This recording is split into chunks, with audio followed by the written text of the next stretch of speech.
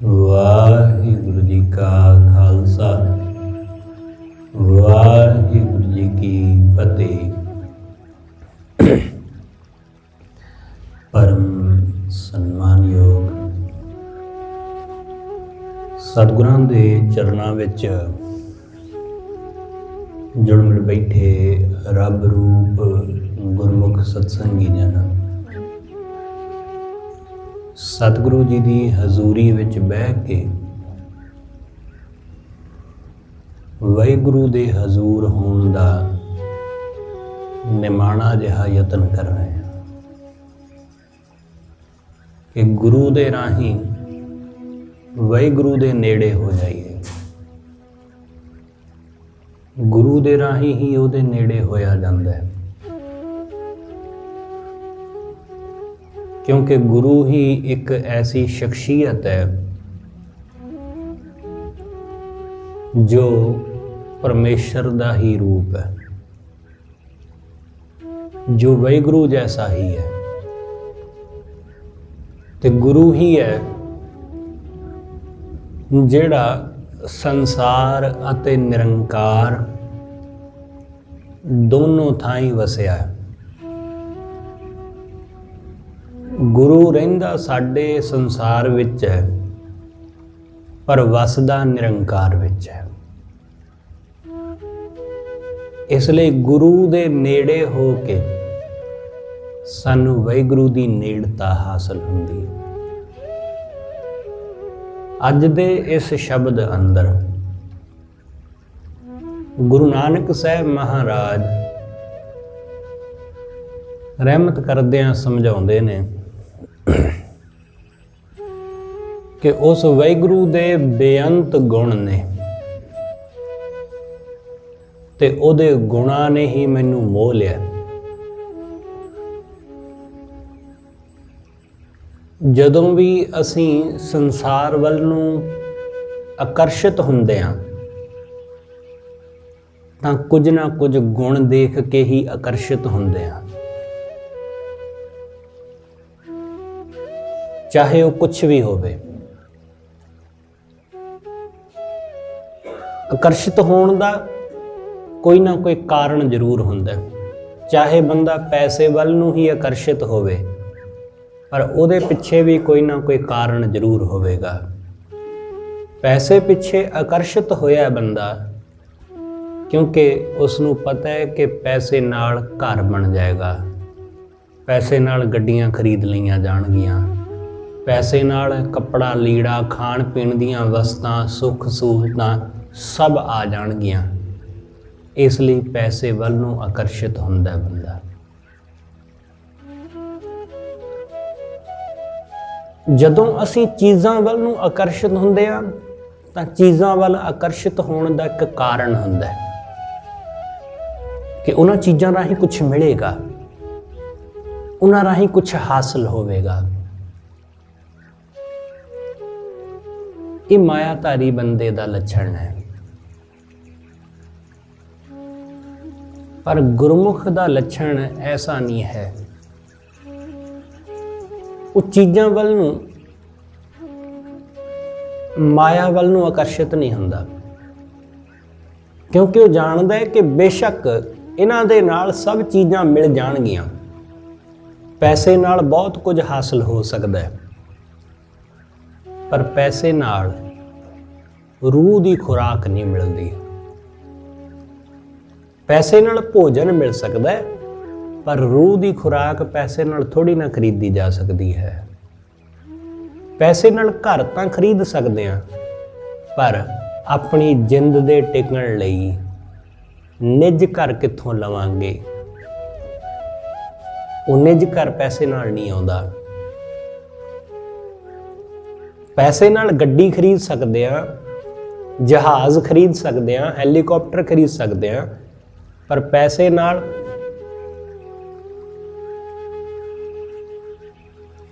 ਗੁਰੂ ਦੇ ਚਰਨ ਰੂਪੀ ਜਹਾਜ਼ ਨੂੰ ਨਹੀਂ ਖਰੀਦ ਸਕਦੇ, ਜਿਹੜਾ ਸੰਸਾਰ ਤੋਂ ਪਾਰ ਲੰਘਾ ਦਿੰਦਾ ਹੈ, ਜਿਹੜਾ ਭਵ ਸਾਗਰ ਤੋਂ ਪਾਰ ਲੰਘਾ ਦਿੰਦਾ ਹੈ। ਇਸ ਲਈ ਗੁਰਮੁਖ ਜਿਹੜਾ ਹੈ ਉਹ ਵਾਹਿਗੁਰੂ ਦੀ ਕੁਦਰਤ ਵੱਲੋਂ ਆਕਰਸ਼ਿਤ ਤਾਂ ਹੁੰਦਾ ਹੈ, ਪਰਮੇਸ਼ਰ ਦੀ ਕੁਦਰਤ ਵੱਲ ਨੂੰ ਆਕਰਸ਼ਿਤ ਹੁੰਦਾ ਹੈ, ਪਰ ਕਿਸੇ ਸਵਾਰਥ ਕਰਕੇ ਨਹੀਂ ਕਿ ਉਹਦੇ ਵਿੱਚੋਂ ਉਹਨੂੰ ਕੁਝ ਹਾਸਲ ਹੋਵੇਗਾ, ਇਸ ਲਈ ਨਹੀਂ। ਉਹ ਆਕਰਸ਼ਿਤ ਹੁੰਦਾ ਹੈ, ਉਹ ਪ੍ਰਭਾਵਿਤ ਹੁੰਦਾ ਹੈ, ਤਾਂ ਉਹਦੇ ਮਨ ਅੰਦਰ ਉਮਾ ਪੈਦਾ ਹੁੰਦਾ ਹੈ, ਬਿਸਮਾਦ ਪੈਦਾ ਹੁੰਦਾ ਹੈ। ਬਿਸਮਾਦ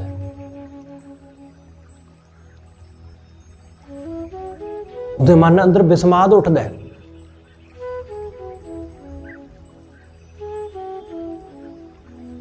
ਜਦੋਂ ਉਹ ਵਾਹਿਗੁਰੂ ਦੀ ਕੁਦਰਤ ਨੂੰ ਦੇਖਦਾ ਹੈ, ਵਾਹਿਗੁਰੂ ਦੀ ਸੁੰਦਰਤਾ ਨੂੰ ਦੇਖਦਾ ਹੈ, ਉਹਦੇ ਪੈਦਾ ਕੀਤੇ ਹੋਏ ਮਨੁੱਖਾਂ, ਪਸ਼ੂਆਂ, ਪੰਛੀਆਂ, ਪੇੜ ਪੌਦਿਆਂ ਨੂੰ, ਸਭ ਕਾਸੇ ਨੂੰ ਜਦੋਂ ਉਹ ਦੇਖਦਾ ਹੈ ਤਾਂ ਉਹ ਵਾਹਿਗੁਰੂ ਦੇ ਵੱਲ ਨੂੰ ਜੁੜਦਾ ਹੈ।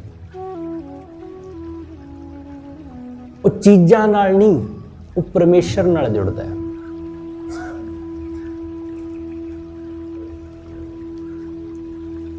ਉਹ ਪਰਮੇਸ਼ਰ ਨਾਲ ਜੁੜਦਾ ਹੈ। ਇਹ ਸਭ ਚੀਜ਼ਾਂ ਉਸ ਨੂੰ ਵਾਹਿਗੁਰੂ ਨਾਲ ਜੋੜ ਦਿੰਦੀਆਂ, ਪਰਮੇਸ਼ਰ ਨਾਲ ਜੋੜ ਦਿੰਦੀਆਂ। ਇਹ ਸਾਰਾ ਕੁਝ ਉਸ ਨੂੰ ਵਾਹਿਗੁਰੂ ਵੱਲ ਨੂੰ ਲੈ ਜਾਂਦਾ ਹੈ। ਬਸ ਇਹੀ ਇੱਕ ਅੰਤਰ ਹੈ ਸਾਡੇ ਲੋਕਾਂ ਵਿੱਚ, ਆਮ ਲੋਕਾਂ ਵਿੱਚ ਤੇ ਗੁਰਮੁਖ ਵਿੱਚ, ਮਾਇਆਧਾਰੀ ਵਿੱਚ ਅਤੇ ਗੁਰਮੁਖ ਦੇ ਵਿੱਚ। ਇਹੀ ਅੰਤਰ ਹੈ ਕਿ ਮਾਇਆਧਾਰੀ ਬੰਦਾ ਚੀਜ਼ਾਂ ਨਾਲ ਜੁੜਦਾ ਹੈ, ਗੁਰਮੁਖ ਚੀਜ਼ਾਂ ਦੇ ਰਾਹੀਂ ਵਾਹਿਗੁਰੂ ਨਾਲ ਜੁੜ ਜਾਂਦਾ ਹੈ। ਉਹ ਪੈਸੇ ਨੂੰ ਦੇਖ ਕੇ ਵੀ ਪਰਮੇਸ਼ਰ ਨਾਲ ਜੁੜ ਜਾਂਦਾ ਹੈ। ਅਸੀਂ ਪੈਸੇ ਨੂੰ ਦੇਖ ਕੇ ਉਹਦੇ ਵਿੱਚ ਜੋ ਪੋਸਿਬਿਲਿਟੀ ਛਿਪੀ ਹੋਈ ਹੁੰਦੀ ਹੈ ਕਿ ਇਹਦੇ ਨਾਲ ਘਰ ਆਵੇਗਾ, ਇਹਦੇ ਨਾਲ ਆਹ ਚੀਜ਼ ਬਣ ਜਾਏਗੀ, ਇਹਦੇ ਨਾਲ ਆਹ ਹਾਸਲ ਹੋ ਜਾਏਗਾ, ਅਸੀਂ ਉਸ ਚੀਜ਼ ਨਾਲ ਜੁੜ ਜਾਂਦੇ ਹਾਂ। ਗੁਰਮੁਖ ਪੈਸੇ ਨੂੰ ਦੇਖ ਕੇ ਵੀ ਵਾਹਿਗੁਰੂ ਨਾਲ ਜੁੜ ਜਾਂਦਾ ਹੈ। ਉਹ ਫੁੱਲਾਂ ਨੂੰ ਦੇਖ ਕੇ ਵੀ ਪਰਮੇਸ਼ਰ ਨਾਲ ਜੁੜ ਜਾਂਦਾ ਹੈ। ਫੁੱਲ ਨੂੰ ਨਾ ਵੀ ਦੇਖੇ, ਉਹਦੀ ਖੁਸ਼ਬੂ ਵੀ ਉਸ ਨੂੰ ਪਰਮੇਸ਼ਰ ਵੱਲ ਲੈ ਜਾਂਦੀ ਹੈ।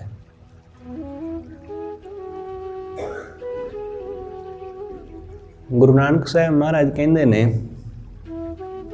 ਲਾਲ ਬਹੁ ਗੁਣ ਕਾਮਣ ਮੋਹੀ। हे ਲਾਲ, हे ਵਾਹਿਗੁਰੂ। ਲਾਲ ਮਤਲਬ ਪਰਮੇਸ਼ਰ। हे ਪਰਮੇਸ਼ਰ, हे ਵਾਹਿਗੁਰੂ, ਤੇਰੇ ਗੁਣਾਂ ਨੇ ਕਾਮਣੀ ਨੂੰ ਮੈਨੂੰ ਮੋਹ ਲਿਆ। ਤੇਰੇ ਗੁਣ ਮੈਨੂੰ ਮੋਹ ਗਏ। ਅਸੀਂ ਜਦੋਂ ਕਿਸੇ ਬੰਦੇ ਦੇ ਪ੍ਰੇਮ ਵਿੱਚ ਵੀ ਪੈਂਦੇ ਆ ਨਾ, ਕਿਸੇ ਮਨੁੱਖ ਦੇ ਪ੍ਰੇਮ ਵਿੱਚ, ਤਾਂ ਉਹਦਾ ਕੋਈ ਗੁਣ ਦੇਖ ਕੇ ਹੀ ਉਹਦੇ ਪ੍ਰੇਮ ਵਿੱਚ ਪੈਂਦੇ ਆ ਕਿ ਇਹ ਬਹੁਤ ਸੋਹਣਾ ਗਾਉਂਦਾ ਹੈ, ਇਹਦੇ ਵਿਚਾਰ ਬਹੁਤ ਚੰਗੇ ਨੇ, ਉਹਦਾ ਗੁਣ ਹੈ। ਉਹਦੇ ਗੁਣ ਨੂੰ ਦੇਖ ਕੇ ਹੀ ਉਹਦੇ ਵੱਲ ਆਕਰਸ਼ਿਤ ਹੋਏ, ਉਹਦੇ ਨਾਲ ਸਾਂਝ ਪਈ, ਉਹਦੇ ਨਾਲ ਮਿੱਤਰਤਾ ਪਈ, ਉਹਦਾ ਗੁਣ ਦੇਖ ਕੇ। ਇਹ ਤਾਂ ਇੱਕ ਦੁਨਿਆਵੀ ਗੱਲ ਹੈ, ਇਹ ਤਾਂ ਕਿਸੇ ਬੰਦੇ ਦੀ ਗੱਲ ਹੈ, ਕਿਸੇ ਮਨੁੱਖ ਦੀ ਗੱਲ ਹੈ ਕਿ ਉਹਦੇ ਵਿੱਚ ਆ ਗੁਣ ਸੀ, ਲੋਕ ਉਹਨੂੰ ਪਸੰਦ ਕਰਨ ਲੱਗ ਪਏ। ਉਹਦੇ ਵਿੱਚ ਇਹ ਕਲਾ ਸੀ, ਉਹਦੇ ਵਿੱਚ ਇਹ ਟੈਲੈਂਟ ਸੀ, ਲੋਕਾਂ ਨੇ ਉਸ ਨੂੰ ਪਸੰਦ ਕੀਤਾ। ਅੱਜ ਕੱਲ੍ਹ ਤੇ ਇਸ ਨੂੰ ਸੌਖਿਆਂ ਤੁਸੀਂ ਸਮਝੋਗੇ ਕਿ ਜੇ ਕਿਸੇ ਬੰਦੇ ਅੰਦਰ ਟੈਲੈਂਟ ਹੈ ਤਾਂ ਉਹ ਛੇਤੀ ਛੇਤੀ ਸੋਸ਼ਲ ਮੀਡੀਆ ਤੇ ਫੈਲ ਜਾਂਦਾ ਹੈ, ਵਾਇਰਲ ਹੋ ਜਾਂਦਾ ਹੈ, ਲੋਕ ਉਹਨੂੰ ਪਸੰਦ ਕਰਨ ਲੱਗ ਜਾਂਦੇ ਨੇ। ਬਸ ਐਸਾ ਹੀ ਜਾਣੋ, ਇਹ ਤਾਂ ਦੁਨਿਆਵੀ ਗੱਲ ਹੈ, ਇਹ ਤਾਂ ਬੜੀ ਮਾਮੂਲੀ ਜੀ ਗੱਲ ਹੈ, ਪਰ ਜੋ ਸਾਰਥਕ ਗੱਲ ਹੈ ਉਹ ਇਹ ਕਿ ਵਾਹਿਗੁਰੂ ਦੇ ਨਾਲ ਪ੍ਰੇਮ, ਉਸ ਪਰਮੇਸ਼ਰ ਨਾਲ ਸਾਂਝ ਵੀ ਪੈਂਦੀ ਐਵੇਂ ਹੀ ਹੈ, ਐਵੇਂ ਹੀ ਪੈਂਦੀ ਹੈ ਕਿ ਬੰਦਾ ਵਾਹਿਗੁਰੂ ਦੀ ਕੁਦਰਤ ਨੂੰ ਵੇਖ ਕੇ, ਉਹਦੇ ਕੌਤਕਾਂ, ਉਹਦੇ ਗੁਣਾਂ ਨੂੰ ਦੇਖ ਕੇ ਉਹਦੇ ਪ੍ਰੇਮ ਵਿੱਚ ਪੈ ਜਾਂਦਾ ਹੈ, ਮੋਹਿਆ ਜਾਂਦਾ ਹੈ ਉਹਦੇ ਵੱਲ ਨੂੰ। ਕਿ ਵਾਹਿਗੁਰੂ ਨੇ ਫੁੱਲ ਤੇ ਕੰਡਾ ਇੱਕੋ ਥਾਂ ਪੈਦਾ ਕਰ ਦਿੱਤੇ, ਉਹ ਮੋਹਿਆ ਗਿਆ ਕਿ ਵੇਖੋ ਕਿਵੇਂ ਦੋਨੇ ਚੀਜ਼ਾਂ ਇਕੱਠੀਆਂ ਖੜੀਆਂ ਕਰ ਦਿੱਤੀਆਂ ਉਹਨੇ। ਸਤਿਗੁਰੂ ਕਹਿੰਦੇ ਉਸਨੇ ਦੋਨੇ ਜਨਮ ਤੇ ਮਰਨ ਇੱਕੋ ਥਾਂ ਲਿਆ ਖੜੇ ਕੀਤੇ। ਉਸਨੇ ਅੱਗ ਤੇ ਪਾਣੀ ਇੱਕੋ ਥਾਂ ਬੰਨ੍ਹ ਦਿੱਤੇ। ਜਲ ਅਗਨੀ ਕਾ ਬੰਦ ਕੀਆ, ਕਿ ਜਲ ਤੇ ਅਗਨੀ ਨੂੰ ਇੱਕੋ ਥਾਂ ਉਸਨੇ ਇਕੱਠਿਆਂ ਕਰ ਦਿੱਤਾ। ਮਿੱਟੀ ਤੇ ਪਾਣੀ ਨੂੰ ਇੱਕੋ ਥਾਂ ਉਸਨੇ ਰੱਖ ਦਿੱਤਾ। ਸਤਿਗੁਰੂ ਕਹਿੰਦੇ ਇਹ ਚੀਜ਼ਾਂ ਦੇਖ ਕੇ ਮੈਂ ਮੋਹੀ ਗਈ ਉਹਦੇ ਵੱਲ ਨੂੰ, ਕਿ ਕਿਵੇਂ ਮਾਂ ਦੇ ਗਰਭ ਦੇ ਵਿੱਚ ਉਸਨੇ ਸਾਡੀ ਪਾਲਣਾ ਕੀਤੀ। ਮੈਂ ਜਦੋਂ ਸੁਣਦਾ ਵਾਂ, ਜਦੋਂ ਮੈਂ ਵੇਖਦਾ ਵਾਂ, ਤਾਂ ਮੈਂ ਮੋਹਿਆ ਜਾਂਦਾ ਵਾਂ ਉਹਦੇ ਵੱਲ ਨੂੰ। ਮੈਂ ਉਹਦੇ ਵੱਲ ਨੂੰ ਆਕਰਸ਼ਿਤ ਹੁੰਦਾ ਜਾਂਦਾ ਵਾਂ, ਉਹਦੇ ਪ੍ਰੇਮ ਵਿੱਚ ਪੈਂਦਾ ਜਾਂਦਾ। ਜੇ ਬੰਦਾ ਥੋੜਾ ਜਿਹਾ ਸਿਆਣਾ ਹੈ ਤੇ ਵਾਹਿਗੁਰੂ ਦੀ ਰਹਿਮਤ ਨਾਲ ਉਸ ਨੂੰ ਜੀਵਨ ਦਾ ਸਾਥੀ ਵੀ ਸਿਆਣਾ ਮਿਲ ਗਿਆ, ਤਾਂ ਫਿਰ ਪੱਕੀ ਗੱਲ ਹੈ ਕਿ ਉਹ ਵਾਹਿਗੁਰੂ ਨਾਲ ਛੇਤੀ ਜੁੜ ਸਕਦਾ ਹੈ। ਕਿ ਜਦੋਂ ਕੋਈ ਇਸਤਰੀ ਮਾਂ ਬਣਦੀ ਹੈ ਤਾਂ ਮਾਂ ਬਣਨ ਤੋਂ ਬਾਅਦ ਉਹ ਆਪਣੇ ਬੱਚੇ ਦੀ ਜਿਸ ਢੰਗ ਨਾਲ ਦੇਖ ਰੇਖ ਕਰਦੀ ਹੈ, ਉਹਦੀ ਸਾਂਭ ਸੰਭਾਲ ਕਰਦੀ, ਜੇ ਆਦਮੀ ਸਿਆਣਾ ਹੈ ਤਾਂ ਉਹ ਉਸ ਔਰਤ ਦੇ ਪ੍ਰਤੀ, ਆਪਣੀ ਪਤਨੀ ਦੇ ਪ੍ਰਤੀ ਰਿਸਪੈਕਟ, ਆਦਰ ਨਾਲ, ਸਨਮਾਨ ਨਾਲ ਭਰ ਜਾਂਦਾ ਹੈ। ਕਿਉਂਕਿ ਉਹ ਵੇਖਦਾ ਹੈ ਕਿ ਕਿਵੇਂ ਇਹ ਅੱਧੀਆਂ ਰਾਤਾਂ ਨੂੰ ਵੀ ਜਾਗਦੀ ਹੈ, ਆਪਣੀ ਪੀੜਾ ਛੱਡ ਕੇ, ਆਪਣੀ ਨੀਂਦ ਛੱਡ ਕੇ, ਆਪਣਾ ਸਾਰਾ ਸੁੱਖ ਆਰਾਮ ਛੱਡ ਕੇ ਬੱਚੇ ਨੂੰ ਸੰਭਾਲਦੀ। ਉਹ ਉਸ ਔਰਤ ਦੇ ਪ੍ਰਤੀ ਸਨਮਾਨ ਨਾਲ ਭਰ ਜਾਂਦਾ ਹੈ, ਇੱਜ਼ਤ ਉਹਦੇ ਮਨ ਅੰਦਰ ਬਹੁਤ ਪੈਦਾ ਹੋ ਜਾਂਦੀ। ਜੇ ਉਹ ਸਿਆਣਾ ਹੈ ਤਾਂ ਇਹ ਚੇਤੇ ਰੱਖਣਾ। ਫਿਰ ਇਸ ਗੱਲ ਤੋਂ ਕਿ ਇਹ ਮੇਰੀ ਪਤਨੀ ਮੇਰੇ ਬੱਚੇ ਦਾ ਇੰਨਾ ਖਿਆਲ ਰੱਖਦੀ ਹੈ, ਤਾਂ ਫਿਰ ਉਹ ਆਪਣੀ ਮਾਂ ਵੱਲ ਨੂੰ ਜਾਂਦਾ ਹੈ ਕਿ ਮੇਰੀ ਮਾਂ ਨੇ ਅੱਜ ਤਾਂ ਸੁੱਖ ਸਹੂਲਤਾਂ ਹੈਗੀਆਂ ਨੇ, ਅੱਜ ਤਾਂ ਬੜਾ ਕੁਝ ਹੈਗਾ। ਅੱਜ ਤੋਂ 30 ਸਾਲ 50 ਸਾਲ ਪਹਿਲਾਂ ਉਸ ਵਕਤ ਜਦੋਂ ਕੋਈ ਐਸੀ ਸੁੱਖ ਸਹੂਲਤ ਨਹੀਂ ਸੀ, ਮਾਂ ਉਸ ਵੇਲੇ ਮੇਰੀ ਮਾਂ ਨੇ ਕਿਵੇਂ ਮੈਨੂੰ ਸੰਭਾਲਿਆ ਹੋਵੇਗਾ, ਕਿਵੇਂ ਮੈਨੂੰ ਪਾਲਿਆ ਹੋਵੇਗਾ। ਜੇ ਬੰਦਾ ਸਿਆਣਾ ਹੈ ਤਾਂ ਉਹ ਆਪਣੀ ਇਸਤਰੀ ਰਾਹੀਂ, ਆਪਣੇ ਔਲਾਦ ਰਾਹੀਂ, ਆਪਣੀ ਇਸਤਰੀ ਦੇ ਮੋਹ ਵਿੱਚ, ਆਪਣੀ ਇਸਤਰੀ ਰਾਹੀਂ ਆਪਣੀ ਮਾਂ ਦੇ ਮੋਹ ਦੇ ਵਿੱਚ ਪੈ ਜਾਂਦਾ ਹੈ, ਪ੍ਰੇਮ ਵਿੱਚ।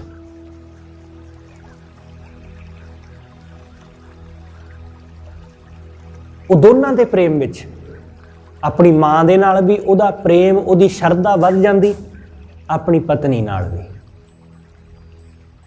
ਦੋਨਾਂ ਦੇ ਪ੍ਰਤੀ।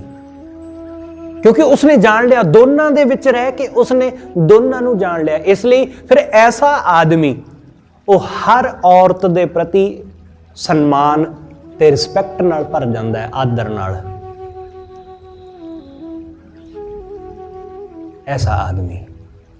ਐਸੇ ਆਦਮੀ ਬਹੁਤ ਘੱਟ ਲੱਭਦੇ ਨੇ। ਗੁਣ ਹੈ ਇਹ, ਗੁਣ ਨੇ ਆਕਰਸ਼ਿਤ ਕਰ ਦਿੱਤਾ ਆਪਣੀ ਪਤਨੀ ਵੱਲ ਨੂੰ ਜਾਂ ਆਪਣੀ ਮਾਂ ਵੱਲ ਨੂੰ।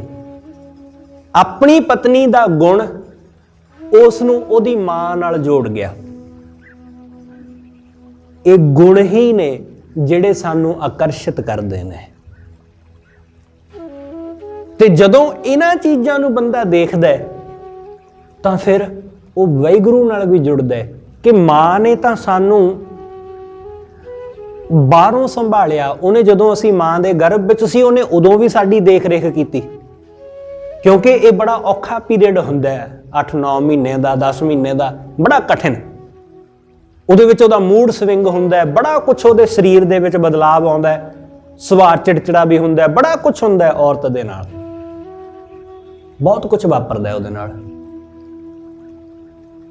ਉਹ ਫਿਰ ਵੀ ਆਪਣੇ ਆਪ ਨੂੰ ਸੰਭਾਲਦੀ ਹੈ। ਜਦੋਂ ਇਹਨਾਂ ਸਾਰੀਆਂ ਚੀਜ਼ਾਂ ਨੂੰ ਬੰਦਾ ਵੇਖਦਾ ਹੈ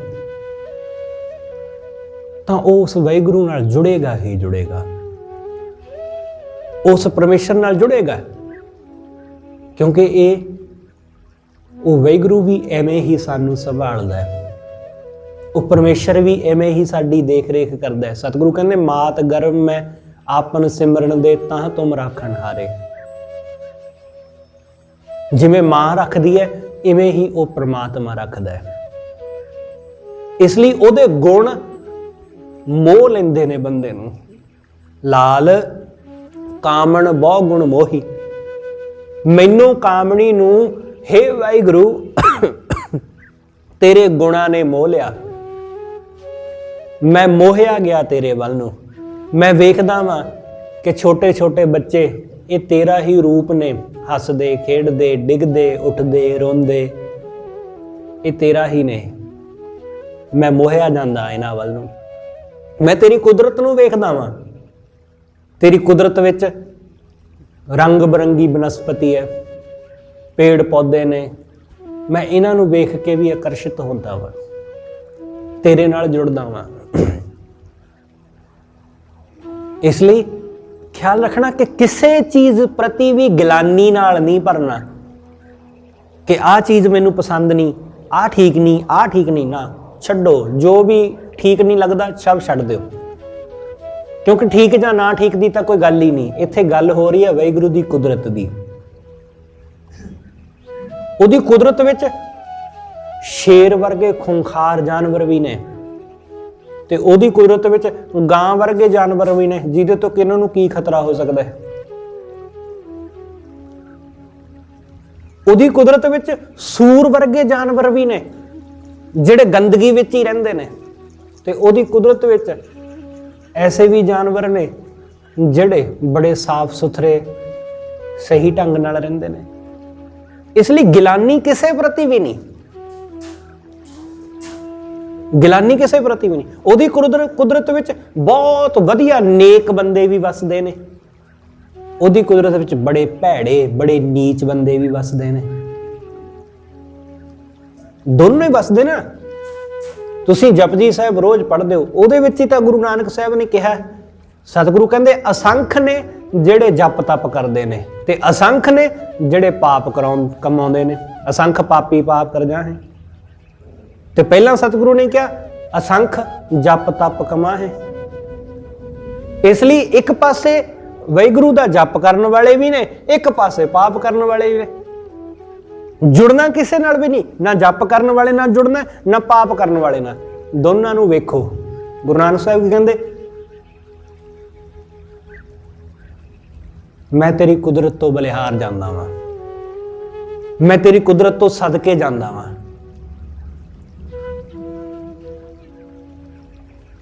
ਤੂੰ ਸਦਾ ਸਲਾਮਤ ਨਿਰੰਕਾਰ। ਸਤਿਗੁਰੂ ਕਹਿੰਦੇ ਮੈਂ ਬਲਿਹਾਰ, ਕਿ ਤੇਰੀ ਕੁਦਰਤ ਵਿੱਚ ਦੋਨੋਂ ਨੇ, ਭਿਖਾਰੀ ਵੀ ਨੇ ਤੇ ਰਾਜੇ ਵੀ ਨੇ, ਚੰਗੇ ਵੀ ਨੇ ਤੇ ਮਾੜੇ ਵੀ ਨੇ, ਪ੍ਰੇਮ ਕਰਨ ਵਾਲੇ ਵੀ ਨੇ ਤੇ ਨਫ਼ਰਤ ਕਰਨ ਵਾਲੇ ਵੀ ਨੇ। ਇਸ ਲਈ ਦੋਨਾਂ ਨੂੰ ਦੇਖੋ, ਦੋਨਾਂ ਨੂੰ ਦੇਖ ਕੇ ਉਸ ਵਾਹਿਗੁਰੂ ਨਾਲ ਹੀ ਜੁੜੋ। ਦੋਨਾਂ ਨੂੰ ਦੇਖ ਕੇ ਪਰਮੇਸ਼ਰ ਨਾਲ ਹੀ ਜੁੜੋ।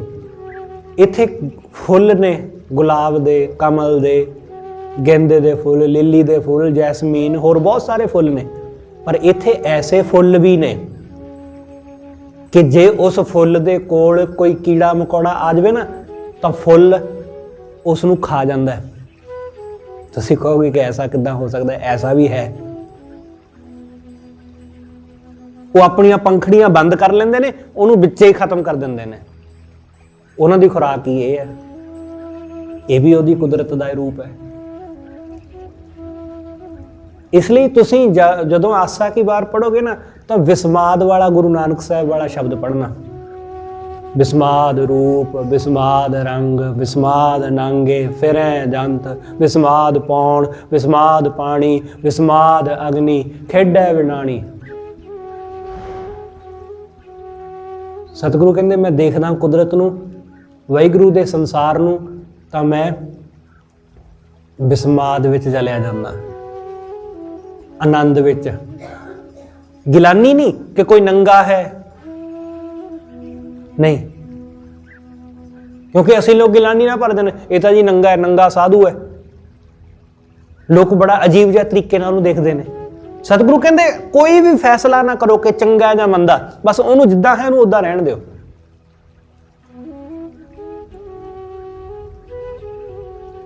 ਉਹ ਜਿਵੇਂ ਹੈ ਉਹਨੂੰ ਉਵੇਂ ਰਹਿਣ ਦਿਓ। ਤੁਸੀਂ ਫਿਰ ਦੇਖੋ, ਨਿਰਪੱਖ ਹੋ ਕੇ ਫੈਸਲਾ ਨਾ ਲਓ ਕਿਸੇ ਦੇ ਪ੍ਰਤੀ ਵੀ। ਕਿਸੇ ਨੂੰ ਵੀ ਚੰਗਾ ਜਾਂ ਮੰਦਾ ਨਾ ਕਹੋ ਕਿ ਇਹ ਬੰਦਾ ਮੈਨੂੰ ਚੰਗਾ ਲੱਗਦਾ ਹੈ, ਇਹ ਬੰਦਾ ਮੈਨੂੰ ਭੈੜਾ ਲੱਗਦਾ ਹੈ, ਨਾ। ਕਿਸੇ ਪ੍ਰਤੀ ਕੋਈ ਫੈਸਲਾ ਨਾ ਲਵੋ, ਬਸ ਜਿਵੇਂ ਹੈ ਉਹਨੂੰ ਉਵੇਂ ਦੇਖੋ। ਫੁੱਲ ਹੈ ਤਾਂ ਉਹਨੂੰ ਫੁੱਲ ਨੂੰ ਫੁੱਲ ਦੇਖੋ, ਕੰਡਾ ਹੈ ਤਾਂ ਕੰਡੇ ਨੂੰ ਕੰਡਾ ਦੇਖੋ। ਬਸ ਆਪਣੀ ਤਰਫੋਂ ਕੁਝ ਵੀ ਵਿਚਾਰ ਜੋੜ ਕੇ ਉਹਨੂੰ ਕੁਝ ਵੀ ਨਾ ਕਹੋ। फिर देखो ਉਹਦੇ ਨੇੜੇ ਹੁੰਦੇ ਤੁਸੀਂ, ਫਿਰ ਉਸ ਵਾਹਿਗੁਰੂ ਦੇ ਨੇੜੇ ਹੋਵੋਗੇ, ਫਿਰ ਸਾਂਝ ਪਵੇਗੀ। ਸਤਿਗੁਰੂ ਕਹਿੰਦੇ ਲਾਲ ਬਹੁ ਗੁਣ ਕਾਮਣ ਮੋਹੀ, ਵਾਹਿਗੁਰੂ ਦੇ ਗੁਣ ਦੇਖ ਕੇ ਇਹ ਕਾਮਣੀ ਮੋਹੀ ਗਈ। ਮੈਂ ਮੋਹੀ ਗਈ ਵਾਹਿਗੁਰੂ ਵੱਲ ਨੂੰ, ਮੈਂ ਮੋਹੀ ਗਈ ਉਹਦੇ ਵੱਲ ਨੂੰ। ਉਹਨੇ ਮੈਨੂੰ ਖਿੱਚ ਲਿਆ ਆਪਣੇ ਵੱਲ ਨੂੰ, ਉਹਦਾ ਰੂਪ ਮੈਨੂੰ ਖਿੱਚ ਕੇ ਲੈ ਗਿਆ। ਆ ਸਾਰਾ ਸੰਸਾਰ ਵਾਹਿਗੁਰੂ ਦਾ ਤਾਂ ਰੂਪ ਹੈ। ਹੁਣ ਇੱਥੇ ਇੱਕ ਗੱਲ ਹੋਰ ਸਮਝ ਲੈਣਾ ਕਿ ਕਿਸੇ ਦਾ ਰੂਪ ਦੇਖ ਕੇ ਵੀ ਤੁਸੀਂ ਵਾਹਿਗੁਰੂ ਨਾਲ ਜੁੜ ਸਕਦੇ ਹੋ। ਬਸ ਸ਼ਰਤ ਇਹ ਹੈ ਕਿ ਤੁਹਾਡੀ ਦੇਖਣੀ ਵਿੱਚ ਵਾਸਨਾ ਨਾ ਹੋਵੇ, ਵਾਸਨਾ ਨਾ ਹੋਵੇ। ਕਿਸੇ ਦਾ ਘਰ ਦੇਖ ਕੇ ਵੀ ਤੁਸੀਂ ਪ੍ਰਮਾਤਮਾ ਨਾਲ ਜੁੜ ਸਕਦੇ ਹੋ, ਪਰ ਉਹਦੇ ਵਿੱਚ ਵਾਸਨਾ ਨਾ ਹੋਵੇ। ਇਹ ਨਾ ਹੋਵੇ ਕਿ ਕਾਸ਼ ਐਸਾ ਘਰ ਮੇਰੇ ਕੋਲ ਹੋਵੇ, ਨਹੀਂ। ਕਾਸ਼ ਐਸੀ ਇਸਤਰੀ ਮੇਰੇ ਕੋਲ ਹੋਵੇ, ਨਹੀਂ। ਵਾਹਿਗੁਰੂ ਨਾਲ ਜੁੜਨਾ ਕਿ ਕਿੰਨਾ ਸੁੰਦਰ ਸਰੂਪ ਪਰਮੇਸ਼ਰ ਨੇ ਬਖਸ਼ਿਆ। ਵਾਹਿਗੁਰੂ ਨਾਲ ਜੁੜਨਾ ਕਿ ਕਿੰਨਾ ਸੋਹਣਾ ਘਰ ਪਰਮੇਸ਼ਰ ਨੇ ਬਖਸ਼ਿਆ। ਵਾਹਿਗੁਰੂ ਨਾਲ ਜੁੜਨਾ ਕਿ ਵਾਹਿਗੁਰੂ ਨੇ ਕਿੰਨੀ ਪਿਆਰੀ ਔਲਾਦ ਬਖਸ਼ੀ ਹੈ। ਵਾਹਿਗੁਰੂ ਨਾਲ ਜੁੜਨਾ ਕਿ ਉਹਨੇ ਕਿੰਨੀ ਜ਼ਮੀਨ ਜਾਇਦਾਦ ਬਖਸ਼ੀ ਹੈ, ਉਹਨੇ ਕਿੱਡਾ ਅਹੁਦਾ ਬਖਸ਼ਿਆ, ਉਹਨੇ ਕਿੱਡਾ ਸਨਮਾਨ ਦਿੱਤਾ ਹੈ। ਵਾਹਿਗੁਰੂ ਨਾਲ ਜੁੜਨਾ, ਉਹਨੇ ਕਿੰਨੇ ਸੋਹਣੇ ਕੱਪੜੇ, ਉਹਨੇ ਕਿੰਨੀ ਸੋਹਣੀ ਰੂਪ ਦਿੱਖ ਬਖਸ਼ੀ ਹੈ। ਇਸ ਢੰਗ ਨਾਲ ਜੁੜਨਾ। ਜਦੋਂ ਸਾਡੀ ਦੇਖਣੀ ਆ ਹੋ ਜਾਏਗੀ ਨਾ, ਤਾਂ ਤੁਹਾਨੂੰ ਵਾਹਿਗੁਰੂ ਤੋਂ ਬਿਨਾਂ ਹੋਰ ਕੁਝ ਦਿਸੇਗਾ ਹੀ ਨਹੀਂ। ਇੱਥੇ ਹੋਰ ਕੁਝ ਉਹਦੇ ਬਿਨਾਂ ਹੈ ਵੀ ਨਹੀਂ, ਬਸ ਆਪਣੀ ਦੇਖਣੀ ਬਦਲਣ ਦੀ ਲੋੜ ਹੈ। ਇੱਥੇ ਕੁਝ ਵੀ ਗਲਤ ਨਹੀਂ ਹੈ, ਬਸ ਆਪਣੇ ਮਨ ਵਿੱਚੋਂ ਗਲਤ ਨੂੰ ਕੱਢ ਦਿਓ। सब सही है, सब सही है। इस करके सतगुरु कहते तेरे गुण हो है ना अवरी, तेरे वर्गे गुण वाहिगुरू किसे होर विच नहीं हो सकते। जिहड़े तेरे गुण ने वो किसे होर च नहीं हो सकते।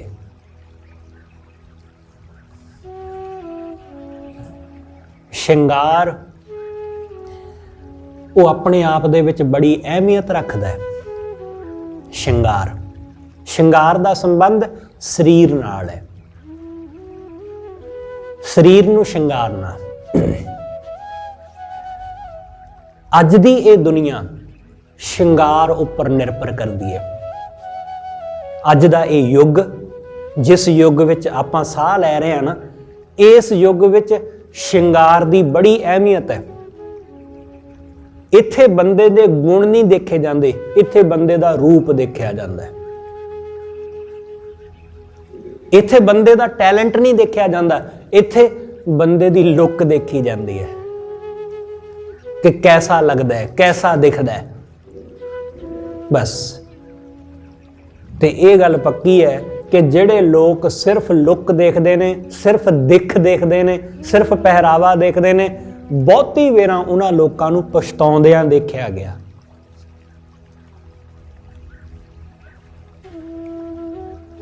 ਉਹਨਾਂ ਨੂੰ ਪਛਤਾਉਂਦਿਆਂ ਦੇਖਿਆ ਗਿਆ ਕਿਉਂਕਿ ਰੂਪ ਦੇਖ ਲਿਆ ਜੀ, ਹਾਂ ਜੀ ਮੁੰਡਾ ਬਹੁਤ ਸੋਹਣਾ ਹੈ ਜੀ, ਕਰ ਦਿਓ ਰਿਸ਼ਤਾ, ਬਸ ਅਗਲੀ ਕੋਈ ਗੱਲ ਦੇਖੀ ਨਹੀਂ। हाँ जी लड़की बहुत सोहनी है जी, ठीक है चलो गल बन गई। लोग सिर्फ रूप देख के डुल गए, श्रृंगार देख के कि पहरावा बहुत सोहना है, कपड़ा लीड़ा पाया बहुत फबदा है, बस लोग इन्हां चीज़ां विच ही उलझ के रह जांदे ने। सतगुरु कहंदे ਉਹ ਵਾਹਿਗੁਰੂ ਗੁਣਾਂ ਵਾਲਾ ਹੈ। ਉਹਦੇ ਗੁਣਾਂ ਨੇ ਆਕਰਸ਼ਿਤ ਕੀਤਾ ਸਾਨੂੰ ਉਹਦੇ ਵੱਲ ਨੂੰ। ਐਸੇ ਕਿਹਾ ਨਾ ਗੁਰੂ ਸਾਹਿਬ ਨੇ ਇਸ ਪੰਕਤੀ ਵਿੱਚ ਕਿ ਵਾਹਿਗੁਰੂ ਦੇ ਗੁਣਾਂ ਨੇ ਮੈਨੂੰ ਮੋਹ ਲਿਆ। ਤੇ ਫਿਰ ਵਾਹਿਗੁਰੂ ਨੂੰ ਜੇ ਤੁਸੀਂ ਮੋਹਣਾ, ਜੇ ਤੁਸੀਂ ਚਾਹੁੰਦੇ ਹੋ ਕਿ ਵਾਹਿਗੁਰੂ ਨੂੰ ਮੈਂ ਮੋਹ ਲਵਾਂ, ਤਾਂ ਫਿਰ ਗੁਣ ਧਾਰਨ ਕਰਨੇ ਪੈਣੇ ਨੇ ਨਾ, ਕਿਉਂਕਿ ਉਹਦੇ ਕੋਲ ਗੁਣ ਨੇ। ਉਹ ਗੁਣਾਂ ਨਾਲ ਹੀ ਆਕਰਸ਼ਿਤ ਹੋਵੇਗਾ। ਸਾਨੂੰ ਉਹਨੇ ਆਪਣੇ ਗੁਣਾਂ ਨਾਲ ਆਕਰਸ਼ਿਤ ਕੀਤਾ, ਤਾਂ ਫਿਰ ਸਾਨੂੰ ਵੀ ਉਸ ਨੂੰ ਆਕਰਸ਼ਿਤ ਕਰਨ ਲਈ ਗੁਣ ਹੀ ਧਾਰਨ ਕਰਨੇ ਪੈਣਗੇ। ਗੁਣਾਂ ਦਾ ਸ਼ਿੰਗਾਰ ਕਰਨਾ ਪਵੇਗਾ। ਇਸ ਸ਼ਬਦ ਵਿੱਚ ਸਤਿਗੁਰੂ ਨੇ ਸ਼ਿੰਗਾਰ ਦਾ ਹੀ ਜ਼ਿਕਰ ਕੀਤਾ। ਸਤਿਗੁਰੂ ਕਹਿੰਦੇ ਲੋਕ ਸ਼ਿੰਗਾਰ ਕਰਦੇ ਨੇ ਗਹਿਣਿਆਂ ਦਾ, ਹੀਰੇ ਮੋਤੀਆਂ ਦੇ ਗਹਿਣੇ ਗਲ ਵਿੱਚ ਪਾਉਂਦੇ ਨੇ। ਲੋਕ ਆਪਣੇ ਵਾਲਾਂ ਨੂੰ ਰੰਗ ਬਰੰਗੇ ਤਰੀਕਿਆਂ ਨਾਲ ਸਜਾਉਂਦੇ ਨੇ, ਕਈ ਤਰੀਕਿਆਂ ਨਾਲ ਵਾਲਾਂ ਦਾ ਸ਼ਿੰਗਾਰ ਕਰਦੇ ਨੇ। ਆਪਣੇ ਦੰਦਾਂ ਨੂੰ ਸਾਫ਼ ਕਰਦੇ ਨੇ, ਇਹ ਵੀ ਸ਼ਿੰਗਾਰ ਦੇ ਵਿੱਚ ਹੀ ਆਉਂਦਾ। ਆਪਣੇ ਹੱਥਾਂ ਪੈਰਾਂ ਨੂੰ ਸਵਾਰਦੇ ਨੇ, ਇਹ ਵੀ ਸ਼ਿੰਗਾਰ ਵਿੱਚ ਆਉਂਦਾ। ਚੰਗਾ ਲਿਬਾਸ ਕੱਪੜਾ ਪਹਿਨਦੇ ਨੇ, ਇਹ ਵੀ ਸ਼ਿੰਗਾਰ ਵਿੱਚ। ਪਰ ਸਤਿਗੁਰੂ ਕਹਿੰਦੇ ਮੈਂ ਤੁਹਾਨੂੰ ਦੱਸਦਾ ਕਿ ਵਾਹਿਗੁਰੂ ਨੂੰ ਕਿਹੜਾ ਸ਼ਿੰਗਾਰ ਭਾਉਂਦਾ ਹੈ। ਗੁਰੂ ਨਾਨਕ ਸਾਹਿਬ ਕਹਿੰਦੇ ਮਨ ਮੋਤੀ ਜੇ ਗਹਿਣਾ ਹੋਵੇ। ਮਨ ਨੂੰ ਜੇ ਤੁਸੀਂ ਮੋਤੀ ਬਣਾ ਲਓ, ਗਹਿਣਾ ਬਣਾ ਲਵੋ,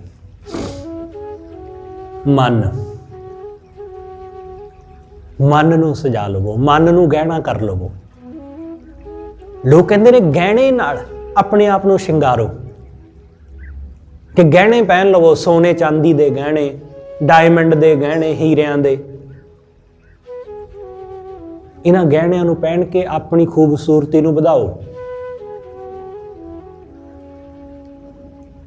ਮਨ ਮੋਤੀ ਜੇ ਗਹਿਣਾ ਹੋਵੇ, ਪਵਨ ਹੋਵੇ ਸੂਤ ਧਾਰੀ। ਮਨ ਰੂਪੀ ਮੋਤੀ ਨੂੰ, ਜਿਵੇਂ ਮੋਤੀਆਂ ਦੀ ਮਾਲਾ ਹੁੰਦੀ ਹੈ, ਉਸ ਮੋਤੀਆਂ ਦੀ ਮਾਲਾ ਨੂੰ ਪਰੋਣ ਵਾਸਤੇ, ਮੋਤੀਆਂ ਨੂੰ ਪਰੋਣ ਲਈ ਧਾਗਾ ਚਾਹੀਦਾ, ਸੂਤ। ਸਤਿਗੁਰੂ ਕਹਿੰਦੇ ਪੌਣ ਹੋਵੇ ਸੂਤ ਧਾਰੀ। ਸਾਡੇ ਸਵਾਸ, ਜਿਹੜਾ ਅਸੀਂ ਸਾਹ ਲੈਂਦੇ ਆ, ਇਸ ਸਾਹ ਨੂੰ ਸਤਿਗੁਰੂ ਕਹਿੰਦੇ ਧਾਗਾ ਬਣਾ ਲੈ, ਸੂਤ। ਹਰ ਸਾਹ ਨਾਲ ਵਾਹਿਗੁਰੂ ਦੇ ਨਾਮ ਨੂੰ ਸਿਮਰੇ। ਮਨ ਨੂੰ ਕਰ ਲੈ ਮੋਤੀ, ਆਪਣੇ ਸਵਾਸਾਂ ਨੂੰ ਬਣਾ ਲੈ ਧਾਗਾ, ਤੇ ਇਸ ਧਾਗੇ ਵਿੱਚ ਮਨ ਨੂੰ ਲੈ ਪਰੋ, ਤੇ ਇਹਦੇ ਨਾਲ ਸਿਮਰ ਉਸ ਵਾਹਿਗੁਰੂ ਨੂੰ। ਮਨ ਮੋਤੀ ਜੇ ਗਹਿਣਾ ਹੋਵੇ, ਪਵਨ ਹੋਵੇ ਸੂਤ ਧਾਰੀ। ਖਿਮਾ ਸ਼ਿੰਗਾਰ, ਖਿਮਾ ਦਾ ਸ਼ਿੰਗਾਰ। क्षमा वर्गा कोई श्रृंगार नहीं है। किसी नूं माफ कर देना बहुत वड्डा गुण है। यह हर किसी दे भागां विच नहीं आउंदा। इस जिन्ना छोटा शब्द है उन्नी ही विशाल इहदी व्याख्या है। खिमा दो अखरां दा शब्द है, माफ माफी दो अखर ने, माफ करना किसी नूं। पर इहदे विच बहुत कुछ छिपिया होया कि किसी दी क्षमा कर देना, किसी दी गलती देख के उन्होंने माफ कर देना। ईसाइयां दे विच ना एक बड़ी वधिया चीज़ है कन्फैशन। जे किसी बंदे ने पाप किया होवे, माड़ा काम किया होवे, तां उह चर्च विच जांदा है। चर्च जांदा है, चर्च विच एक कमरा बनिया होया। उस कमरे दे विच दो छोटे छोटे कमरे ने, छोटे छोटे। एक पासे पादरी बहिंदा, एक पासे वो बंदा बहिंदा जिन्हें कोई पाप किया होवे, कोई माड़ा काम किया होवे। पादरी नूं नहीं पता कि दूसरे पासे कौन बैठा है, ना वो शक्ल देखदा ते ना ही शक्ल देखण दी मर्यादा है उन्हां दी। कि शक्ल नहीं देखनी, बंदे की आवाज़ सुननी है। वो बंदा अपना पाप दसदा है कि जी मेरे तो आ गलती हुई, मैं आ पाप किया, मैं आ गुनाह किया। वो पादरी दे अगे अपने आप नूं नंगा करके रख आउंदा कि मैं आ गुनाह करके आया। तो पादरी फिर ओदी प्रार्थना करदा परमात्मा दे अगे, तां ओदे गुनाह नूं बख्शण लई परमात्मा नूं दुआ करदा। इनू कन्फैशन कहंदे ने। ये बड़ी प्यारी चीज़ है, साडे विच भी है। साडे विच वो गल वखरी है कि असीं इस चीज़ नूं पूरी तरह दुनिया के सामने लिया नहीं सके। जदों कोई अमृत छकदा है, तुसीं देखिया होवेगा, सानू गुरु साहब ने 5 प्यारिਆਂ ਦੇ अधीन कीता सी कि जदों तुसीं किते भुल कर बैठो, जदों किते तुसीं कोई गुनाह कर बैठो, तो 5 ਦੇ अगे पेश होना, 5 ਦੇ अगे पेश होना, तो वो तुहाडी गलती दा, तुहाडे मसले दा हल करनगे। करदे अज भी ने, पर अज असीं उस नूं होर तरीके नाल देखदे हां। जदों कोई अमृत छकण जांदा है तां पहलां पुछिया जांदा कि तुसीं किसे ने पहलां अमृत छकिया सी? ਜਿਹੜੇ ਕਹਿੰਦੇ ਨੇ ਹਾਂ ਛਕਿਆ ਸੀ, ਉਹਨਾਂ ਨੂੰ ਪਾਸੇ ਕਰ ਲਿਆ ਜਾਂਦਾ, ਉਹਨਾਂ ਦੀ ਕੱਲੇ ਕੱਲੇ ਦੀ ਗੱਲ ਸੁਣੀ ਜਾਂਦੀ, ਕੱਲੇ ਕੱਲੇ ਦੀ ਗੱਲ। ਫਿਰ ਉਹ ਦੱਸਦਾ ਕਿ ਮੇਰੇ ਤੋਂ ਆਹ ਭੁੱਲ ਹੋਈ, ਮੇਰੇ ਤੋਂ ਆਹ ਗਲਤੀ ਹੋਈ, ਫਿਰ ਉਸ ਨੂੰ ਉਹਦਾ ਹੱਲ ਦੱਸਿਆ ਜਾਂਦਾ ਹੈ ਕਿ ਤੈਨੂੰ ਇਹਦੇ ਬਦਲੇ ਆਹ ਕਰਨਾ ਪੈਣਾ, ਬਸ ਉਹਦਾ ਪਾਪ ਖਤਮ। ਜਦੋਂ ਅਸੀਂ ਆਪਣੇ ਆਪ ਨੂੰ ਉਘਾੜ ਦਿੰਦੇ ਹਾਂ, ਆਪਣੇ ਆਪ ਨੂੰ ਉਜਾਗਰ ਕਰ ਦਿੰਦੇ ਹਾਂ, ਗੁਰੂ ਬੜਾ ਬਖਸ਼ਿੰਦਾ ਹੈ, ਉਹ ਖਿਮਾ ਕਰ ਦਿੰਦਾ ਹੈ, ਉਹ ਬਖਸ਼ ਦਿੰਦਾ ਹੈ। ਇਸ ਲਈ ਇਹ ਵਾਲਾ ਗੁਣ, ਕਿਸੇ ਨੂੰ ਖਿਮਾ ਕਰਨਾ, ਸਤਿਗੁਰੂ ਕਹਿੰਦੇ ਆਹ ਸ਼ਿੰਗਾਰ ਕਰ ਜੇ ਕਰਨਾ ਹੈ ਤਾਂ। ਕਿਸੇ ਦੀ ਗਲਤੀ ਦੇਖੋ, ਕਿਸੇ ਦੀ ਭੁੱਲ ਦੇਖੋ, ਤਾਂ ਉਸ ਨੂੰ ਮਾਫ ਕਰ ਦੇਣਾ, ਨਾ ਕਿ ਉਹਦਾ ਰੌਲਾ ਪਾਉਂਦੇ ਫਿਰਨਾ, ਇੱਧਰ ਉੱਧਰ ਦੱਸਦੇ ਫਿਰਨਾ, ਨਹੀਂ। ਉਹਦੇ ਉੱਤੇ ਪਰਦਾ ਪਾ ਦੇਣਾ, ਕਿਸੇ ਨੂੰ ਨਹੀਂ ਦੱਸਣਾ ਕਿ ਇਸ ਬੰਦੇ ਨੇ ਕੀ ਕਿਹਾ। ਉਹ ਪਾਦਰੀ ਕਿਸੇ ਨੂੰ ਨਹੀਂ ਦੱਸਦਾ ਕਿ ਉਹਦੇ ਕੋਲ ਕੌਣ ਆਇਆ ਸੀ, ਉਹਨੂੰ ਖੁਦ ਨੂੰ ਵੀ ਨਹੀਂ ਪਤਾ ਕਿ ਕੌਣ ਆਇਆ ਸੀ। ਤੇ ਜੇ ਉਹਨੂੰ ਪਤਾ ਲੱਗ ਵੀ ਜਾਵੇ ਕਿ ਫਲਾਣਾ ਬੰਦਾ ਸੀ, ਤਾਂ ਉਹ ਕਦੇ ਨਹੀਂ ਕਿਸੇ ਦੇ ਕੋਲ, ਆਪਣੇ ਮਰਨ ਤੱਕ ਕਦੇ ਵੀ ਕਿਸੇ ਕੋਲ ਗੱਲ ਨਹੀਂ ਖੋਲਦਾ ਕਿ ਫਲਾਣਾ ਬੰਦਾ ਆਹ ਪਾਪ ਕਰਕੇ ਆਇਆ ਸੀ। ਗੁਰੂ ਐਸਾ ਹੀ ਸਾਡੇ ਔਗਣਾਂ ਨੂੰ ਢੱਕ ਲੈਂਦਾ ਹੈ, ਉਹ ਨੰਗਾ ਨਹੀਂ ਕਰਦਾ। ਇਸ ਲਈ ਤਾਂ ਅਸੀਂ ਕਹਿੰਦੇ ਹਾਂ ਕਿ ਸਾਡੀ ਚੰਗੀ ਮੰਦੀ ਦੇ ਉੱਤੇ ਪਰਦਾ ਕੱਜ ਲਈ, ਇਸ ਲਈ ਤਾਂ ਕਹਿੰਦੇ ਹਾਂ ਅਸੀਂ। ਉਹ ਪਰਦਾ ਕਰ ਲੈਂਦਾ ਹੈ, ਖਿਮਾ ਧਾਰਨ ਕਰਨਾ, ਇਸੇ ਤਰ੍ਹਾਂ ਦਾ ਪਰਦਾ ਦੂਸਰਿਆਂ ਦੇ ਉੱਤੇ, ਕਿ ਦੂਸਰਿਆਂ ਦੀ ਗਲਤੀ, ਜੇ ਮੈਂ ਚਾਹੁੰਦਾ ਵਾਂ, ਜੇ ਅਸੀਂ ਚਾਹੁੰਦੇ ਹਾਂ ਸਾਰੇ ਕਿ ਸਾਡੇ ਔਗਣਾਂ ਤੇ ਵਾਹਿਗੁਰੂ ਪਰਦਾ ਪਾ ਦੇਵੇ, ਮੇਰੇ ਧੀ ਪੁੱਤ ਦੇ ਔਗਣਾਂ ਤੇ ਪਰਦਾ ਪਾ ਦੇਵੇ, ਤਾਂ ਦੂਸਰੇ ਦੇ ਧੀਆਂ ਪੁੱਤਾਂ ਦੇ ਔਗਣ ਨਾ ਫਰੋਲੀਏ, ਤਾਂ ਦੂਸਰਿਆਂ ਦੇ ਔਗਣ ਨਾ ਫਿਰ ਫਰੋਲੀਏ। ਕਿਉਂਕਿ ਜੋ ਅਸੀਂ ਦੂਸਰਿਆਂ ਤੋਂ ਐਕਸਪੈਕਟ ਕਰਦੇ ਹਾਂ ਕਿ ਸਾਡੇ ਨਾਲ ਜੋ ਐਸਾ ਹੋਵੇ, ਤਾਂ ਫਿਰ ਦੂਸਰਿਆਂ ਵਾਸਤੇ ਵੀ ਵੈਸਾ ਹੀ ਕਰੀਏ। ਸਤਿਗੁਰੂ ਕਹਿੰਦੇ ਖਿਮਾ ਦਾ ਸ਼ਿੰਗਾਰ ਧਾਰਨ ਕਰ। ਖਿਮਾ ਸ਼ਿੰਗਾਰ ਕਾਮਣ ਤਨ ਪਹਿਰੈ, ਖਿਮਾ ਦਾ ਸ਼ਿੰਗਾਰ ਇਹ ਇਸਤਰੀ ਕਰੇ, ਰਾਵੈ ਲਾਲ ਪਿਆਰੀ, ਤਾਂ ਵਾਹਿਗੁਰੂ ਇਸ ਪਿਆਰੀ ਨੂੰ ਆਪਣੇ ਗਲ ਲਾਉਂਦਾ ਹੈ, ਤਾਂ ਵਾਹਿਗੁਰੂ ਕਿਰਪਾ ਕਰਦਾ ਹੈ। ਲਾਲ ਬਹੁ ਗੁਣ ਕਾਮਣ ਮੋਹੀ, ਹੇ ਵਾਹਿਗੁਰੂ ਤੇਰੇ ਬਹੁਤ ਗੁਣਾਂ ਨੇ ਮੈਨੂੰ ਮੋਹ ਲਿਆ, ਤੇਰੇ ਬੜੇ ਗੁਣ ਨੇ, ਤੇਰੇ ਗੁਣ ਹੋ ਨਾ ਅਵਰੀ, ਤੇਰੇ ਗੁਣ ਵਰਗਾ ਕੋਈ ਹੋਰ ਨਹੀਂ ਹੋ ਸਕਦਾ। ਰਹਾਓ ਹਰ ਹਰ ਹਾਰ ਕੰਠ ਲੈ ਪਹਿਰੈ, ਵਾਹਿਗੁਰੂ ਦਾ ਨਾਮ ਰੂਪੀ ਹਾਰ ਇਸ ਨੂੰ ਆਪਣੇ ਕੰਠ ਵਿੱਚ, ਆਪਣੇ ਗਲ ਵਿੱਚ ਪਾਵੇ।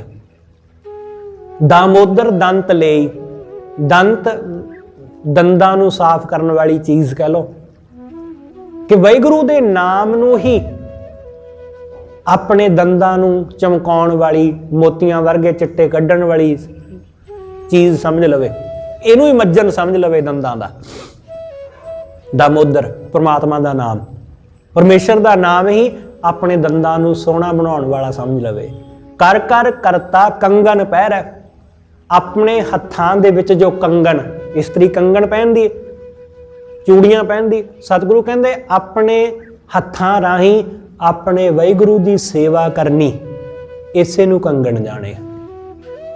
ਆਪਣੇ ਕਰਤੇ ਦੀ ਸੇਵਾ ਕਰਨੀ, ਉਹਦੇ ਚਰਨਾਂ ਦੀ ਸੇਵਾ ਕਰਨੀ, ਇਹੀ ਆਪਣੇ ਹੱਥਾਂ ਵਿੱਚ ਕੰਗਣ ਪਹਿਨਣਾ ਜਾਣ ਲਵੇ। ਇਨ ਵਿਦ ਚਿੱਤ ਧਰਈ, ਇਸ ਤਰ੍ਹਾਂ ਆਪਣਾ ਚਿੱਤ ਵਾਹਿਗੁਰੂ ਵਿੱਚ ਲਾਵੇ, ਇਸ ਤਰ੍ਹਾਂ ਆਪਣਾ ਚਿੱਤ ਪਰਮੇਸ਼ਰ ਵਿੱਚ ਲਾਵੇ। ਮਧੂਸੂਦਨ ਕਰ ਮੁੰਦਰੀ ਪਹਿਰੈ, ਵਾਹਿਗੁਰੂ ਦੇ ਨਾਮ ਦੀ ਮੁੰਦਰੀ ਆਪਣੇ ਹੱਥ ਵਿੱਚ ਪਹਿਨੇ, ਹੋਰ ਕਿਸੇ ਮੁੰਦਰੀ ਦੀ ਲੋੜ ਨਹੀਂ। ਸਤਿਗੁਰੂ ਕਹਿੰਦੇ ਵਾਹਿਗੁਰੂ ਦਾ ਨਾਮ ਹੀ ਉਹਦੇ ਲਈ ਮੁੰਦਰੀ ਹੋਵੇ, ਉਸ ਨੂੰ ਆਪਣੇ ਹੱਥ ਵਿੱਚ ਪਾਵੇ। ਮਧੂਸੂਦਨ ਕਰ ਮੁੰਦਰੀ ਪਹਿਰੈ, ਪਰਮੇਸ਼ਰ ਪਟ ਲਈ, ਪਰਮਾਤਮਾ ਦੇ ਨਾਮ ਦਾ ਕੱਪੜਾ ਆਪਣੇ ਉੱਤੇ ਓੜ ਲਵੇ, ਉਹਦੀ ਬਖਸ਼ਿਸ਼ ਦਾ, ਉਹਦੀ ਰਹਿਮਤ ਦਾ ਕੱਪੜਾ, ਜਿਹਨੂੰ ਗੁਰੂ ਨਾਨਕ ਸਾਹਿਬ ਕਹਿੰਦੇ ਕਿ ਕਰਮੀ ਆਵੇ ਕੱਪੜਾ, ਉਹਦੀ ਬਖਸ਼ਿਸ਼ ਦਾ, ਉਹਦੀ ਮਿਹਰਾਮਤ ਦਾ, ਉਹਦੇ ਨਾਮ ਦਾ ਕੱਪੜਾ, ਇਸ ਨੂੰ ਧਾਰਨ ਕਰ ਲਵੇ। ਇਹਦੇ ਵਰਗਾ ਰੇਸ਼ਮ, ਇਹਦੇ ਵਰਗਾ ਸੁੰਦਰ ਕੱਪੜਾ ਹੋਰ ਕੋਈ ਵੀ ਨਹੀਂ, ਉਹਦੇ ਨਾਮ ਦਾ। ਧੀਰਜ ਧੜੀ ਬੰਧਾਵੇ ਕਾਮਣ, ਧੜੀ ਕਹਿੰਦੇ ਨੇ ਆਪਣੇ ਵਾਲਾਂ ਨੂੰ ਸੰਵਾਰਨਾ, ਵੱਖ-ਵੱਖ ਤਰ੍ਹਾਂ ਦਾ ਆਪਣੇ ਵਾਲਾਂ ਨੂੰ ਸੰਵਾਰਨਾ। ਜਿਵੇਂ ਵੀ ਕੋਈ ਆਪਣੇ ਵਾਲਾਂ ਨੂੰ ਸੰਵਾਰਦਾ, ਕੋਈ ਵੱਖਰੇ ਤਰ੍ਹਾਂ ਦੇ ਚੀਰ ਕੱਢ ਕੇ, ਕੋਈ ਕਿਸ ਤਰ੍ਹਾਂ ਦੀਆਂ ਮਹਿੰਦੀਆਂ ਕਰਕੇ। ਸਤਿਗੁਰੂ ਕਹਿੰਦੇ ਧੀਰਜ ਧਾਰਨ ਕਰਨਾ ਇਹੀ ਹੈ ਆਪਣੇ ਵਾਲਾਂ ਨੂੰ ਸੰਵਾਰਨਾ। ਧੀਰਜ, ਕਿ ਧੀਰਜ ਰੱਖਣਾ, ਕੋਈ ਗੱਲ ਸਹਾਰਨਾ, ਕਿ ਜਰਾ ਜਲਦਬਾਜ਼ੀ ਨਹੀਂ ਕਰਨਾ, ਧੀਰਜ ਰੱਖਣਾ, ਕਿਉਂਕਿ ਧੀਰਜ ਵਿੱਚ ਬੜਾ ਸੁੱਖ ਹੈ। ਧੀਰਜ ਨਾਲ ਹੀ ਚੀਜ਼ਾਂ ਹਾਸਲ ਹੁੰਦੀਆਂ, ਸੁੱਖ ਹਾਸਲ ਹੁੰਦਾ। ਜਲਦਬਾਜ਼ੀ ਨਾਲ, ਕਾਹਲੀ ਨਾਲ ਕਦੇ ਸੁੱਖ ਨਹੀਂ ਮਿਲਦਾ। ਧੀਰਜ ਧੜੀ ਬੰਧਾਵੇ ਕਾਮਣ, ਸ਼੍ਰੀ ਰੰਗ ਸੁਰਮਾ ਦੇਵੀ, ਪਰਮਾਤਮਾ ਦੇ ਪ੍ਰੇਮ ਦਾ ਸੁਰਮਾ ਆਪਣੀਆਂ ਅੱਖਾਂ ਵਿੱਚ ਪਾਵੇ, ਉਹਦੇ ਪ੍ਰੇਮ ਦਾ ਕਾਜਲ ਆਪਣੀਆਂ ਅੱਖਾਂ ਵਿੱਚ ਪਾਵੇ। ਇਹ ਸੁਰਮਾ ਹੈ ਅਸਲ ਵਿੱਚ। ਪਹਿਲੇ ਸਮੇਂ ਵਿੱਚ ਸੁਰਮਾ ਹੋਰ ਢੰਗ ਦਾ ਸੀ, ਅੱਜ ਕਈ ਤਰ੍ਹਾਂ ਦੇ ਆਈ ਸ਼ੈਡੋ, ਆਈ ਕਾਜਲ, ਪਤਾ ਨਹੀਂ ਕੀ ਕੁਝ ਚੱਲ ਪਿਆ, ਉਹ ਕੁਝ ਚੱਲਦਾ। ਸਤਿਗੁਰੂ ਕਹਿੰਦੇ ਵਾਹਿਗੁਰੂ ਦਾ ਨਾਂ, ਪ੍ਰੇਮ ਹੀ ਉਹਦੇ ਲਈ ਸੁਰਮਾ ਹੋਵੇ। ਸ੍ਰੀ ਰੰਗ ਸੁਰਮਾ ਲਈ ਮਨ ਮੰਦਰ ਦਰ, ਮਨ ਮੰਦਰ ਜੇ ਦੀਪਕ ਉਜਾਲੇ, ਆਪਣੇ ਮਨ ਰੂਪੀ ਮੰਦਰ ਵਿੱਚ, ਮਨ ਰੂਪੀ ਘਰ ਦੇ ਵਿੱਚ ਜੇ ਉਹ ਦੀਵਾ ਬਾਲੇ, ਰੌਸ਼ਨੀ ਕਰੇ। ਸਤਿਗੁਰੂ ਕਹਿੰਦੇ ਜੇ ਇਸ ਤਰ੍ਹਾਂ ਉਹ ਆਪਣੇ ਆਪ ਨੂੰ ਸ਼ਿੰਗਾਰ ਲਵੇ, ਮਨ ਮੰਦਰ ਜੇ ਦੀਪਕ ਜਾਲੇ, ਕਾਇਆ ਸੇਜ ਕਰੇ, ਆਪਣੀ ਕਾਇਆ ਨੂੰ, ਇਸ ਦੇਹੀ ਨੂੰ ਵਾਹਿਗੁਰੂ ਦੇ ਬੈਠਣ ਵਾਸਤੇ ਸੇਜ ਬਣਾ ਦੇਵੇ, ਕਿ ਵਾਹਿਗੁਰੂ ਕਿਰਪਾ ਕਰਕੇ ਮੇਰੇ ਅੰਦਰ ਆ ਵਿਰਾਜੇ, ਆ ਸ਼ਿੰਗਾਰ ਕਰੇ। ਗਿਆਨ ਰਾਓ ਜਬ ਸੇਜੈ ਆਵੈ, ਜਦੋਂ ਗਿਆਨ ਰਾਓ ਉਹ ਵਾਹਿਗੁਰੂ ਉਹ ਸਾਡੀ ਸੇਜ ਤੇ ਆਉਂਦਾ ਤਾਂ ਨਾਨਕ ਭੋਗ ਕਰਈ, ਤਾਂ ਉਸ ਦੇ ਨਾਲ ਮੇਲ ਹੁੰਦਾ, ਤਾਂ ਉਸ ਵਾਹਿਗੁਰੂ ਨਾਲ ਮੇਲ ਹੁੰਦਾ। ਆ ਸ਼ਿੰਗਾਰ ਕਰਨਾ ਪੈਂਦਾ, ਫਿਰ ਉਹ ਪ੍ਰਮਾਤਮਾ ਰੀਝਦਾ, ਫਿਰ ਉਹ ਵਾਹਿਗੁਰੂ ਸਾਡੀ ਸੇਜ ਤੇ ਆਉਂਦਾ, ਫਿਰ ਉਹ ਸਾਡੇ ਹਿਰਦੇ ਵਿੱਚ ਆ ਵਸਦਾ। ਸਾਨੂੰ ਉਹਦੇ ਕੋਲ ਜਾਣ ਦੀ ਲੋੜ ਨਹੀਂ, ਉਹ ਆਵੇਗਾ। ਆਪਣੇ ਆਪ ਨੂੰ ਸ਼ਿੰਗਾਰਨ ਦੀ ਲੋੜ ਹੈ, ਆਪਣੇ ਆਪ ਨੂੰ ਸਜਾਉਣ ਦੀ ਲੋੜ ਹੈ। ਇਸਤਰੀ ਕਦੇ ਵੀ ਨਹੀਂ ਜਾਂਦੀ, ਪਤੀ ਹੀ ਆਉਂਦਾ ਜਦੋਂ ਆਉਂਦਾ ਘਰ, ਪ੍ਰਦੇਸ਼ ਤੋਂ ਆਉਂਦਾ, ਉਹ ਪ੍ਰਮਾਤਮਾ ਆਵੇਗਾ ਸਾਡੇ ਘਰ ਵਿੱਚ। ਬਸ ਆਪਣੇ ਆਪ ਨੂੰ ਸਵਾਰਨ ਤੇ ਸ਼ਿੰਗਾਰਨ ਦੀ ਲੋੜ ਹੈ। ਉਹਨੂੰ ਆਪਣੇ ਆਪ ਨੂੰ ਸ਼ਿੰਗਾਰਾਂਗੇ ਤਾਂ ਹੀ ਉਹ ਮਿਲੇਗਾ। ਇਸ ਲਈ ਤਾਂ ਸਤਿਗੁਰੂ ਕਹਿੰਦੇ ਨਾ ਕਿ ਆਪ ਸਵਾਰੈ ਮੈਂ ਮਿਲੈ, ਕਿ ਵਾਹਿਗੁਰੂ ਮਿਲੇਗਾ ਹੀ ਤਾਂ ਜੇ ਆਪ ਨੂੰ ਸਵਾਰ ਲਵਾਂਗੇ। ਹੋਈਆਂ ਭੁੱਲਾਂ ਲਈ ਖਿਮਾ। ਸਤਿਗੁਰੂ ਜੀ ਅਤੇ ਆਪ ਸਰਬੱਤ ਸੰਗਤ ਬਖਸ਼ਣਯੋਗ। ਭੁੱਲਾਂ ਨਾ ਚਤਾਰਦੇ ਹੋਏ ਆਖੋ ਜੀ ਵਾਹਿਗੁਰੂ ਜੀ ਕਾ ਖਾਲਸਾ, ਵਾਹਿਗੁਰੂ ਜੀ ਕੀ ਫਤਿਹ।